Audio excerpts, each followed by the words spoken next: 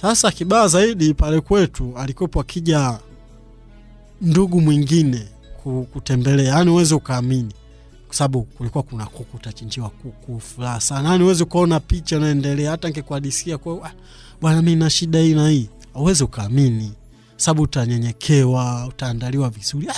Kweli utasema nyinyi mna maisha mazuri sana hapo kwa babako. Umeona?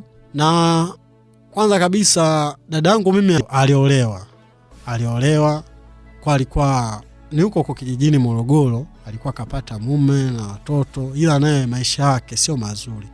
Yani alikuwa na maisha bado umaskini fulani.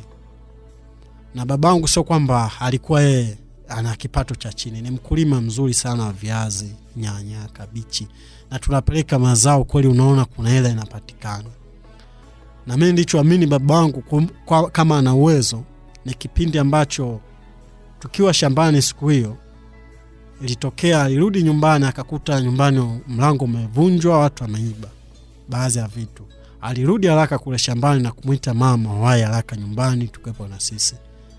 Akaandaka juu hela zimewekwa wapi. Kumbe kweli kipato kipatikana, wanahifadhi mama. Kumbe bahati nzuri hela alizichimbia chini, alivyozitoa zile hela ndiamini kweli mimi babangu ana uwezo. Zilikuwa hela nyingi sana. Lakini kumbe zile hela kwa mimi mtoto unaweza nikasema kweli babangu ana hela. Wao alikuwa na malengo mengine.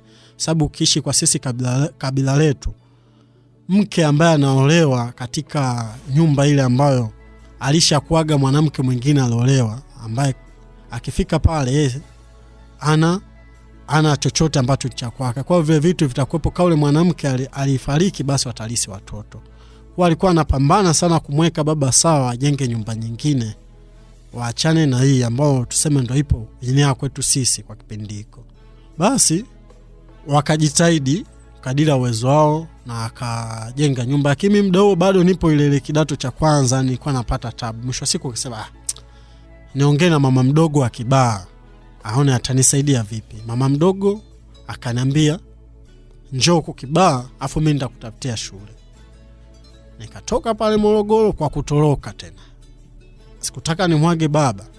Na safari yangu ya kwanza ilianza kwa mguu, nikiwa naitafuta Morogoro mjini.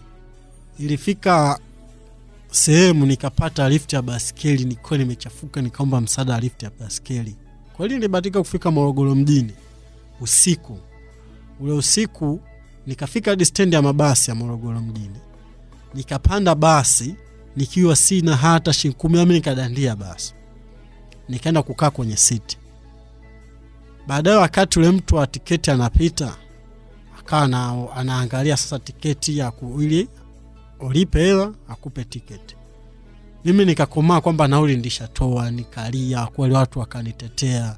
Atakuwa katoa huyu mtoto umemdhulumu. Ukapata fursa. Nikapata fursa. Kweli namshukuru Mungu kama kitu kiliandikwa kiwe ikawa. Kweli nikafika Kibaha, nikasema mimi ndo mwisho wangu wa safari, nashuka hapo. Ni usiku sana hapo nipo Kibaha. Sijui sasa kwa mama mdogo nishapasahau tena. Sijui niende wapi. Nilipofika Kibaha nikauliza wale kuepo, jamani naulizia kwa mtu fulani. Kulikuwa kuna mzee ambao kuna wazee wale maarufu eneo lile. Kwa yule mzee alikuwepo mkumu kwa mtu wote, kamwambia pale asimliwe. Tunamfahamu. Ila wao wanamfahamu mwanae pia. Yeye mzee alishafariki. Wakanipeka kwa mwanae. Yule mwanae mimi anifahamu, naye akasema dielezee. Ndipo muelezea akasema wewe ni mtoto wa mtu fulani, kwa sababu ukifika Kibaha kabila la Waluguru na wengi sana eneo lile. Kwao wanajuana sana. Palipo kucha akanipeleka hadi kwa mama mdogo. Akamwambia mama mdogo, mimi ndo nimefika hapa. Alikuwaje? Nikamwelezea. Sasa kwa nini ulitoroka ujaaga?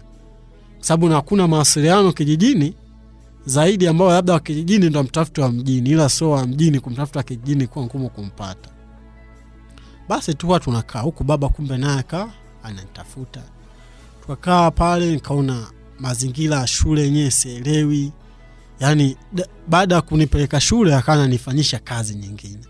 Mara kuuza sambusa, mara anaweza akatengeneza miguu ya kuku, vichwa vya kuku. Dar es Salaam hiyo ni biashara. unaenda unatembeza kwenye vilabu, unagombana na walevi, na mimi ile kitu kwa kinaniboa, ila nitafanya nini? Niende wapi? Baadaye nikaona